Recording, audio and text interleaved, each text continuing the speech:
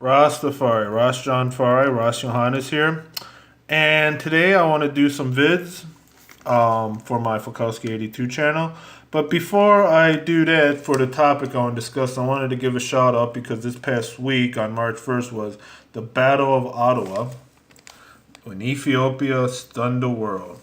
And the Battle of Adwa was basically Ethiopia's first encounter with fascist Rome that tried to subjugate Ethiopia, and this was the first battle of the saints against the forces of the beast and Satan. And of course, this was the 40 years, and again, the numbers play such a significant part. Was His Majesty and was prophecy because 1896 was the first attempt, and then a 40-year period to 1936 when the Italians did it again with more modernized weapons. And of course, that was also in prophecy. Again, when you understand these things and when you understand prophecy and numbers and all these things, it all plays into understanding prophecy when it relates to Abba Jano, I get him my way, Haile Selassie. But I just wanted to take this video here to discuss a little bit about what is Ottawa, what was the Battle of Ottawa, what was the significance of it. From the historical and physical, it was basically Italy was trying to have its own personal colony or its personal empire. Of course, you got to remember this was as the book says by Raymond Jones here. This was the Battle of Ottawa, an African victory in the age of empire.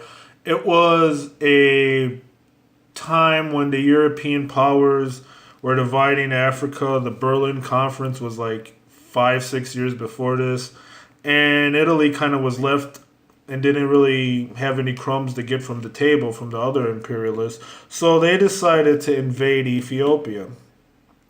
And Ottawa basically was Africans beating a white European army.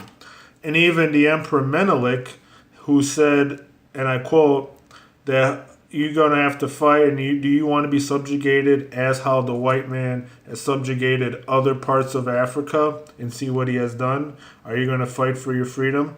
And Menelik was himself a Pan-Africanist and really saw the freedom of Ethiopia as the freedom for all people of African descent. And he even made inroads to reach out to those in the diaspora for help in rebuilding Ethiopia. We're not rebuilding, but helping to make Ethiopia much stronger, but we'll get into that to another time. That's things I discussed in my last book, Ethiopia, the New Israel. But now that was the physical and historical sense. The spiritual sense was, if one's read Revelations 12, and those who have followed my vids will know that the male child that was born in 1892, Gedamawe Rastafari, was the male child in Revelations 12, and his mom was the one that was sucked into the wilderness when she gave birth to the 8th child, when the other births didn't happen because the dragon was slain. And then when the baby Tafari was born, the dragon, the beast power, came into Ethiopia. Now think about this for a second, brothers and sisters. What would be Rome, other than for the fact, like we mentioned, they wanted their own personal empire in Africa and their own personal rule?